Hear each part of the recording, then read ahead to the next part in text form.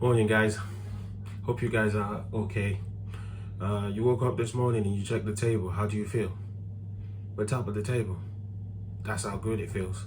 Feels good to be top of the table again, man. And I look at everything and I say to myself, like, wow, 7 years for us to get this excited about being top of the table. You know, it's always been about other teams winning. We've always been crap. We're praying that we can get into the top four. Um, shitty Europa League.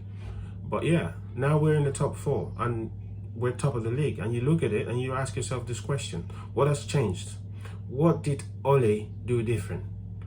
Well, he gets the boys to start believing. That's what he did different. Okay, the boys started in things that's happening in the club. They started believing that everything that the man is doing is for the good of the club. Look at how Pogba was playing yesterday. Just look at how he was playing. Man was playing with passion. Got blood on his knees and everything, but he was still going. That's how much passionate he was about the game yesterday. Look at Bruno. He didn't have a good game, but what did Pogba do? Sit down. I'll do the job today. And he picked up the mantle and did the job. That's what you want to see from your team. Rashi didn't have a good game, but hey, Martial, I don't know. He's still not in form, but I think he will get better. Same thing with Cavani. Missed two chances, but yeah, the man's been out for like 3 games. So yeah, I understand it. Now we're going into the Liverpool game, and then the question you want to ask yourself is, what do we do when we get there? Do we go back to Maxos? Do we go back to start using Lindelof and Maguire? Because for me, I think it should stick with Maguire and Eric Bailly. But if he changes it back to his default settings, which is Lindelof and Maguire, then you're going to see McTominay and Fred in that team. And then you're going to see Bruno up front. You're going to see your Rashford and your Martial.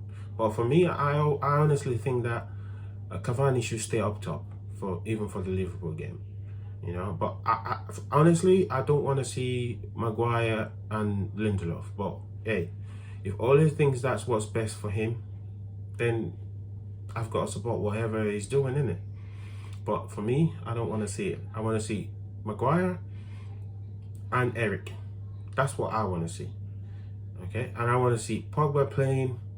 I want to see Bruno playing, Matic playing. And let's go out there and not go for defending and stuff. Let's go there and play tactically to break on the counter and see if we can get a draw. I don't even want a win. A draw is okay for me.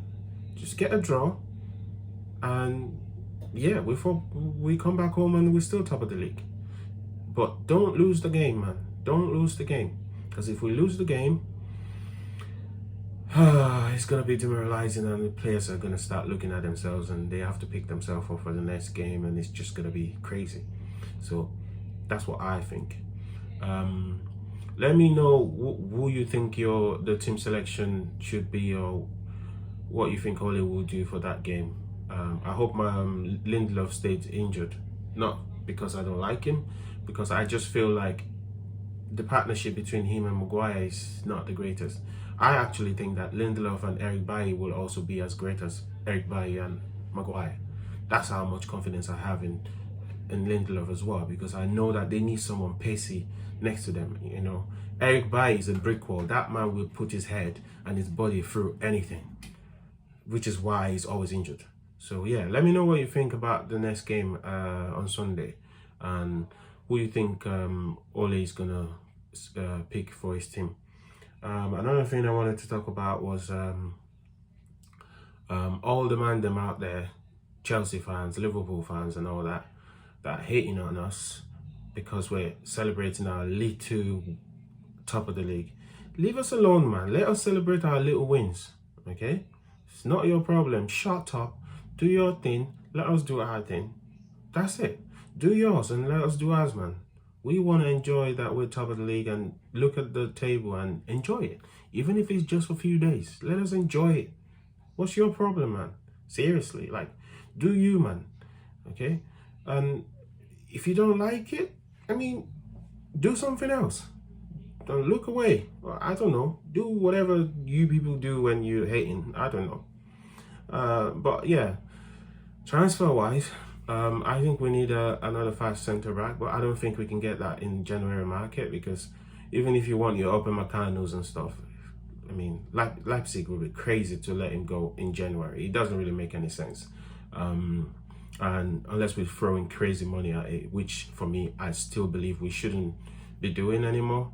I mean, if we're trying to rebuild a team, we shouldn't be throwing crazy money at teams to try and get a player right now. Can we manage what we've got till the summer? Well, you're gonna have to go and speak to the fitness department in the club and see how well they can manage the team until the end of the season. So that is the most important thing. If Maguire can stay fit, Lindelof can stay fit, Eric Bailly can stay fit, Twanzebe can stay fit, Luke Shaw and Wan-Bissaka as well. You know, if they can stay fit, Telles can stay fit, then I think we've got a chance to be thereabout, you know. But yeah, I don't think we're going to be doing any business in January, honestly. For those of you looking for Amad Diallo to come in and start breaking legs and doing some Ronaldo madness, it's not going to happen. The boy needs some time to settle. He's going to be playing some under 23 games, I believe, just to get him into the groove and everything. And then I would say probably throw him in some FA Cup or something. Yeah, Premier League, for now, just let him settle properly, man, because you don't want to mess up his confidence and then he start doubting himself, you know. Let the man settle properly and integrate him into the team slowly. No rush. We don't need to rush this. And by when the summer comes and we look at where we're at the table, then we'll make a decision on what we're signing and what we're not signing. You know, people were saying like, oh, Ed Woodward, blah, blah, blah, not signing this player, not signing that player in January. Mate, you don't know how much phone calls the United department teams are making. You don't know. You don't know they're making calls. You're just going by what you see in the newspaper, right? Because I honestly believe that these guys are making calls in the background that we don't know. You know, they speak to agents. Okay, that's how it works. They speak to agents. Agents call them up and give them a heads up and say, listen, I'll give you an example. Now, say for example, Open Meccano wants to leave in January and he tells his agent. Do you not think that his agent is going to ring up United and say, listen, there's a chance that you can get him in January, okay? This is what we think the club will take, and the agent is going to also tell them, this is what I want in terms of like commission and stuff, and if you can get it done, get it done. That's how business works, you know. The agent also want to make money, so of course he's going to call up the club as well and say, hey, I think my client is going to be able to come to your club in January if you can do XYZ. And if the club feels like they can do it now, they'll do it. If they feel like it's not something that they can do, then they won't do it. You know, because it might not be feasible, might not be making any business sense because of COVID and all of this stuff. And, you know, you're looking at it and going, should we really be spending this much money? Because honestly speaking, I think that this season also is going to be played indoor all through to the summer. I don't think that any fans are going to be allowed into the stadium. I don't think so, because it doesn't make any sense right now for anyone to allow any fan into any club. It doesn't. I mean, I know that the government are going to mess up this whole vaccination thing. It's not going to happen by the middle of February. So what are you going to do? We're going to have to wait and be patient. And you know, the club also have to look at money management, how they're going to manage their finances to make sure that they don't have to take out another loan. Remember, we already took out one loan. We already took out a loan to cover the whole expenses and season ticket money loss and all of that for this season. We took money already, over 100 million. So I believe that they will try and spend wisely and see if they can get some people out of the club. Now, my problem with the people that we want to get out of the club is that no one will pay money for them, because we've got them on a mad contract. I mean, if you look at Rojo, would you have Rojo in your team if you're Everton and pay him 80,000? No way. Rojo is not more than 40,000 a week, man, bro. It's not, you know, and he's not going to take 40,000 because he's already getting 80. Why would he want to go down like that? He would rather stay at the club, get the money out the way and get his money every week and just don't play football. It's the same thing for Ramos. It's the same thing for Phil Jones. Phil Jones is the same. He's not going to wake up one morning and grow some ambition and say he wants to go and play for West Ham, or he wants to go and play. Man, he's sitting there saying, you play me when you want. If you don't want to play me, pay me my contract and let me go, man. He's going to take his money, and I don't blame him, because if he's my brother too, I'll tell him to do that. I'll tell him to do that. So let's all be realistic here. If we can get out the players that we need to get out of the team, get out. Let's get that done. Once that's done, we clear the team, and you look at your P&L statement and you say, okay, right, we're good. You look at the P&L statement and you're looking at all the deadwood that you've been able to get rid of, and you say, okay, we're slim now, so we can bring in 200,000 pound a week players. So because I know if we're going to bring in Sancho, he's not going to be for small money. And it's the same thing for Upamecano. If he comes to United, it's going to be on at least over 100.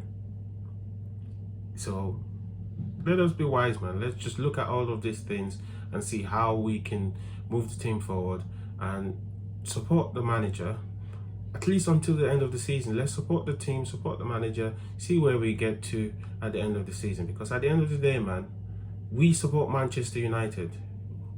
Okay? So we have to support the team.